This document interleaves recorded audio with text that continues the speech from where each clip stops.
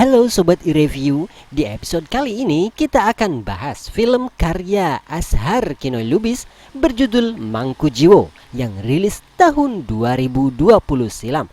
Diperankan Sujiwo Tejo sebagai Broto Seno, Roy Martin sebagai Cokro Kusumo, Yasmin Jasim sebagai Uma, Asmara Abigail sebagai Kante, Karina Suwandi sebagai Carmila, dan Maisa Ayu sebagai Nyi Kenanga. Setelah Broto Seno disingkirkan jabatannya di keraton oleh Cokro Kusumo, Broto Seno mengajak Kante, wanita yang juga dipenuhi kebencian pada Cokro Kusumo, untuk membalaskan dendamnya.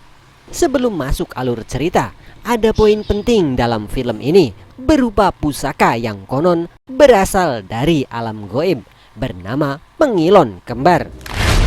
Sesuai dengan namanya, kembar berarti memiliki dua benda fisik yang masing-masing dimiliki oleh dua orang, Broto Seno dan Cokro Kusumo. Pusaka tersebut dipercaya memiliki kekuatan yang dapat melihat masa depan atau peristiwa yang akan terjadi. Masuk ke alur cerita. Nampak sosok wanita dengan kondisi mengenaskan, seolah diperlakukan tidak manusiawi oleh warga setempat. Inilah Kante. Sabar, makan supaya badanmu kuat, ya.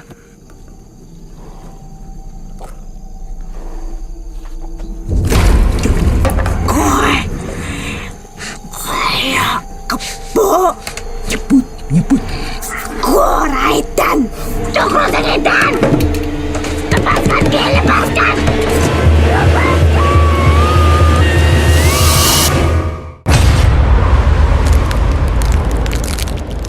Film diawali 19 tahun silam di sebuah pedesaan. Kante kedatangan seorang spiritualis, Broto Seno, yang diperankan Sujiwo Tejo. Katanya kalian ada masalah. Iya, Ndoro. Menika, monggo. Inilah Kante, seorang wanita yang dituduh telah mengandung anak setan oleh lelaki yang telah menghamilinya, Cokro Kusumo.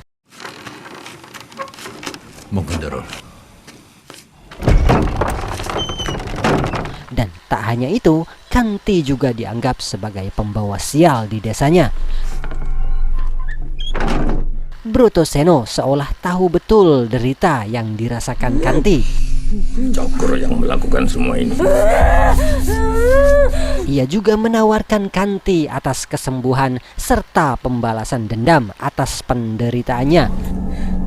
Kamu ingin balas dendam? Orang-orang bilang neraka nggak usah dintar-tar. Begitu kita dendam, kita sudah seperti di neraka. Sesaat Kante terdiam haru sebagai tanda persetujuan tawaran Broto Seno. Belum matur nuwun sangat. Ndoro sudah membebaskan desa ini.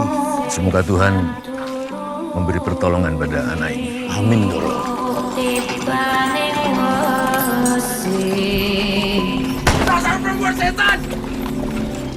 Sesampainya di kediaman Broto Seno, Kante dimandikan dengan air kembang.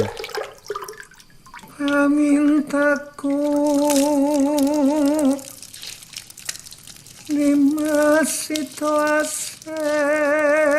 Sementara Sadi, seorang abdi Broto Seno, menyiapkan tempat khusus untuk Kante.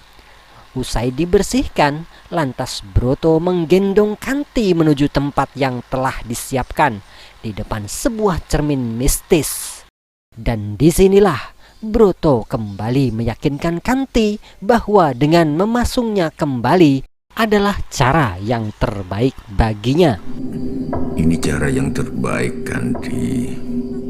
Percayalah sama aku.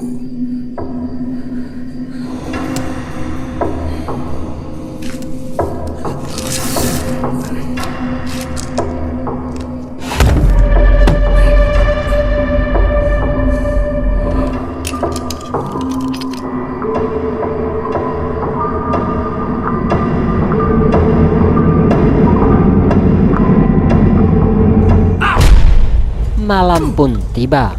Broto nampak sedang menyiapkan sesuatu sebagai sarana pemanggilan kekuatan goib bermediakan binatang yang diolah dan diberikan untuk Kanti.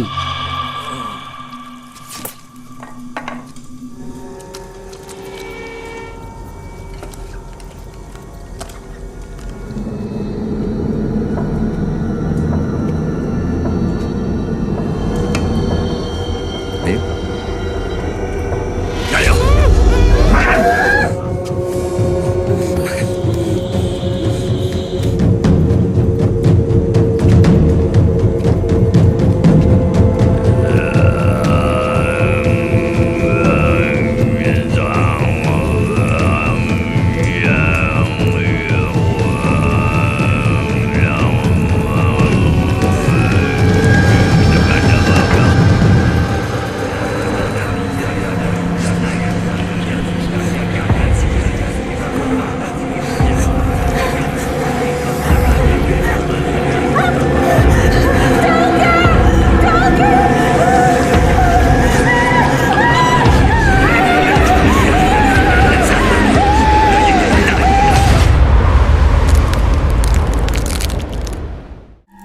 Tak berhenti di sini, untuk yang kedua kalinya Broto menyiapkan ayam cemani, kemudian memaksa Kanti untuk meminum darah ayam tersebut.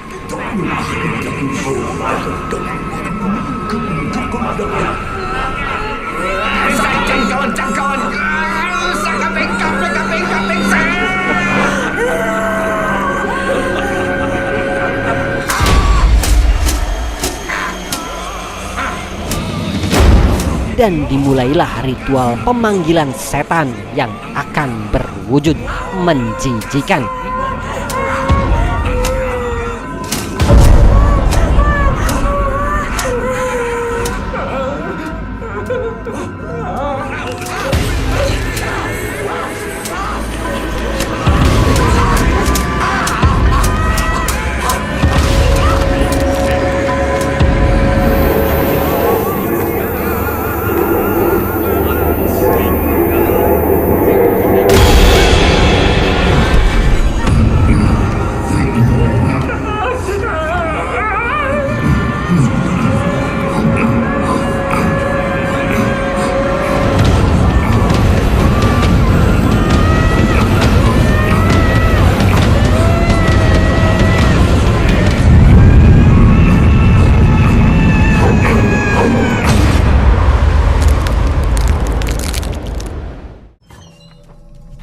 Malam berganti, Kanti nampak semakin lemah dan kehilangan semangat hidupnya.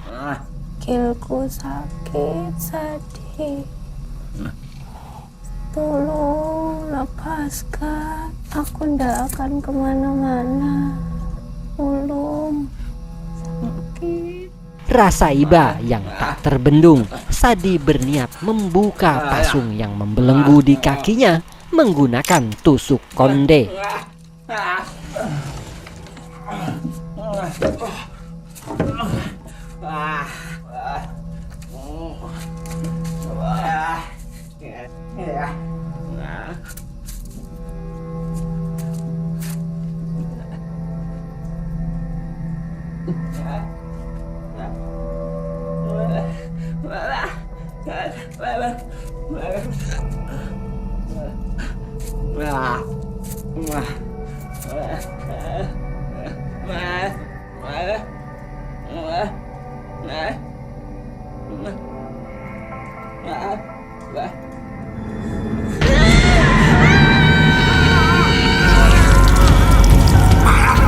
Broto mendapati kejadian tersebut dan langsung membalut luka Kanti, kemudian menyeret Sadi keluar.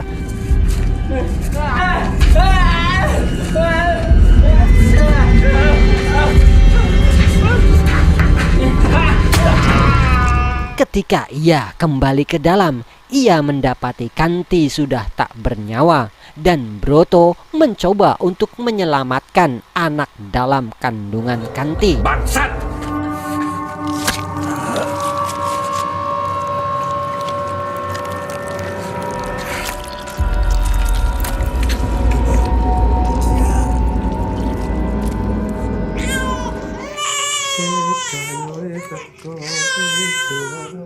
...19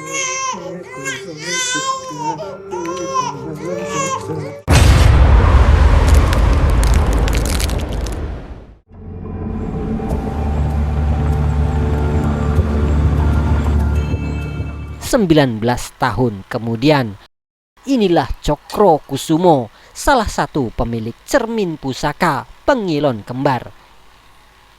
Inilah Nyai Kenanga sebagai kuncen dari cermin pusaka milik Cokro. Aku sudah ngomong, gak usah repot-repot ya masih sini. Nyai Kenanga menjelaskan pada tuannya mengapa ia membawa cermin pusaka ke tempat ini untuk membersihkan cermin dari pengaruh jahat yang sering kali berulah menampakkan petanda buruk atas kejadian yang akan datang. Ia pun menyarankan pada tuannya untuk menyatukan kedua cermin pusaka yang telah terpisah 19 tahun lamanya.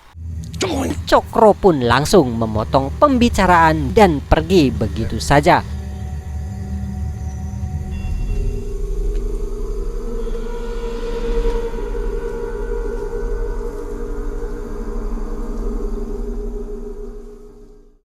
Carmila, Herman, dan Pulung, di mana Pulung sendiri adalah anak kandung dari Cokro. Saya mendapat bocoran informasi bahwa Anda menjual benda pusaka ini sebagai benda riset. Pembicaraan Anda sudah memasuki urusan pribadi saya. Nampaknya mereka bertiga sedang membicarakan bisnis barang antik dengan salah satu pelanggan mereka. Dan Anda pasti tahu, risiko besar itu hanya pantas diberi nilai yang lebih tinggi. Anda tidak akan bisa mengintimidasi seorang warga asing seperti saya. Inilah Uma, anak yang dibesarkan Brotoseno. Malapetaka pun terjadi ketika Herman tak mampu mengendalikan emosi saat bule ini menolak permintaan mereka.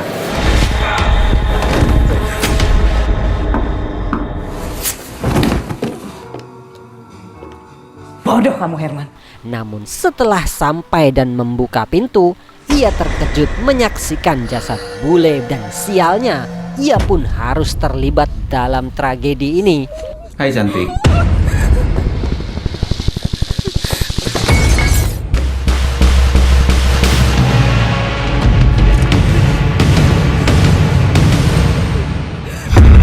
Merasa Uma adalah ancaman bagi mereka, lantas Carmila menyiksa Uma. Kamu mau perkeruh masalah. Carmila, kamu urus Herman. Saya urus gadis itu. Carmila, saya bilang cukup. Pastikan dia bungkam. Beberapa saat Carmila dan Herman pergi membawa jasad bule, meninggalkan Pulung dan Uma berdua dalam hotel.